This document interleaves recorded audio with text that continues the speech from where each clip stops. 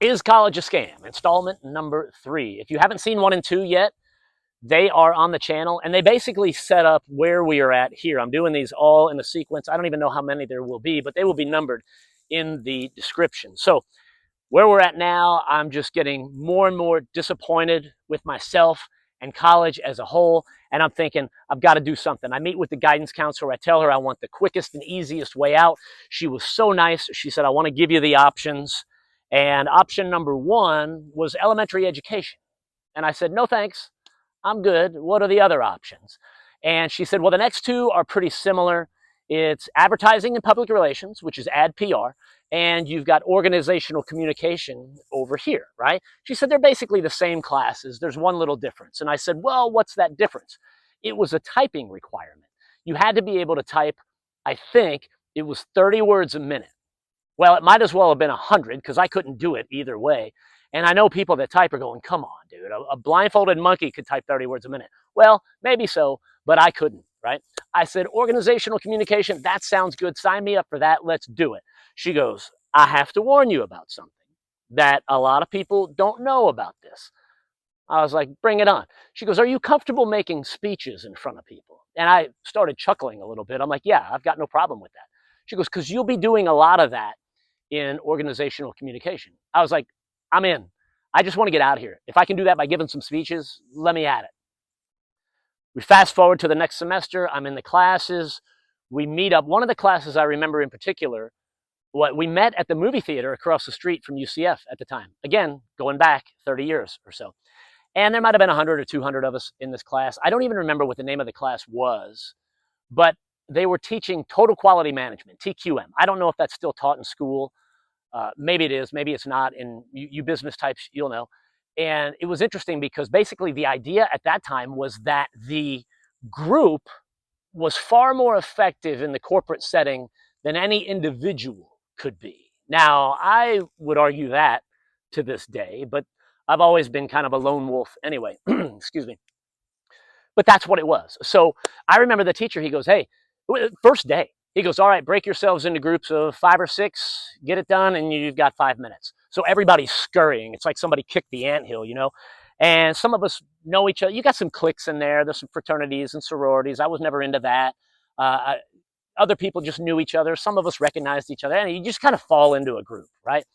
I fell into a group. Cool kids. We're all good. And we're sitting there. And then he gives the assignment. And the assignment was we had to do some research on something and give a presentation about it. And we had to start giving the presentations in, let's say, a couple of weeks. And you had to give it in front of the whole class and everything. My group was paranoid about giving the presentation. They were just like, oh my God, we've got to give speeches. We didn't know we had to give speeches and all that. And I was asking them, I was like, are you that worried about giving a speech? They were paranoid about it. And then I learned, that was really not the first time that I learned it, because I remember in high school, nobody wanted to give speeches either, and I always went first. But it was then I learned that how petrified people were. And it dawned on me. I was like, hey, you guys don't want to give speeches. I don't want to read books. I don't really want to study. You know, you used to have to go to the library and do the card catalog and the Dewey Decimal System and all that. It was work. We didn't have everything on the phone like you do now, and we didn't have AI to write it for us. So, you know, you really couldn't. Forgery was tough back in those days. It wasn't non-existent, but it was tough. So, light bulb. I get with the people in the group. Let's say there was 6 of us. And I go, how about this? You guys do all the research and write all the papers. Get that to me about a week early, and I'll write all of your speeches for you, and I'll do the presentation. And they were like, well, what do you mean? And I go, I know you guys don't know me, and you don't know if I'm a good speaker or anything. They go, no, you're great. You're great. I was like, you've never seen me speak. They go, it's fine. Just by virtue of being the only one that wasn't afraid to do it, I was able to kind of manipulate the group into doing all the work. I didn't do any of it.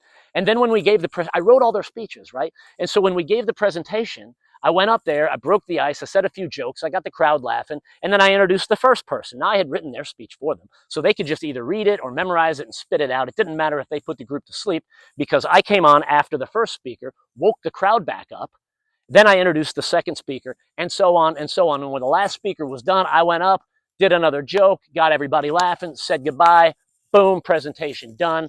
We got applause.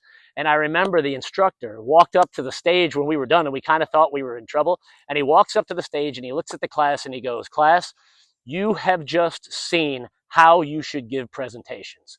So we were pretty damn proud, right? 100 plus A's on every presentation. It went good. And I'm not bragging, but that was what I was good at. It was easy for me.